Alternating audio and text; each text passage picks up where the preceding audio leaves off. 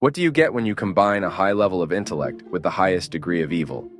Someone highly adept at planting the seeds of evil in another human being. A cunning INTP who is always 2 steps ahead of his prey, outmaneuvering everyone he encounters.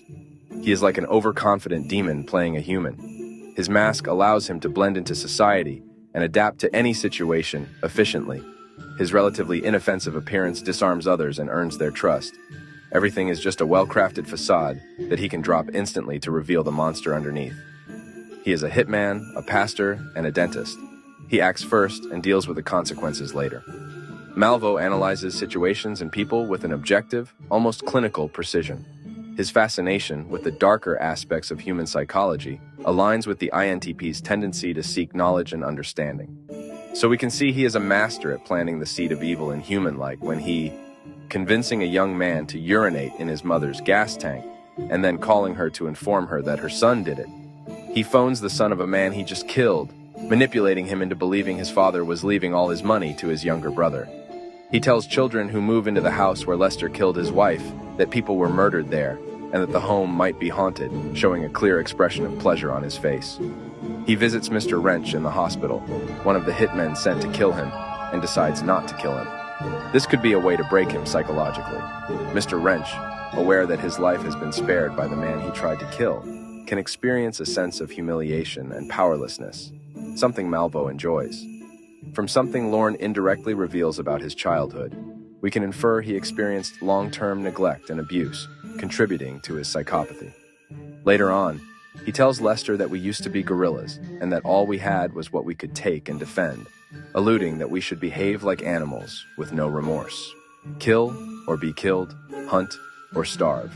Take what you can to survive, no matter who it hurts or who you're taking it from. He also comments on the Jungle Book, saying he never believed the story, because a boy raised by wolves didn't become a killer, but friends with a panther and a bear. All of Lorne's actions towards people are intended to bring them unhappiness and record that moment, further showcasing his sadistic nature.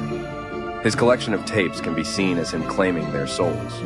The tapes he collects are made when someone reaches the point where his corruption has ruined their lives. These are his trophies, his physical evidence of success as a predator, and a reminder of his superiority. Through them, he can experience those moments again and again. He enjoys killing not because he is hungry, but because it nourishes his soul. This is more like an addiction than real hunger or pleasure. When a person is doing something they enjoy, they usually show emotions that match the activity. But in his case, it looks like he does it out of necessity, like a junkie addicted to evil. He masters corruption by exploiting a weakness within them, planting the seed of evil in people's minds, and changing their perspectives.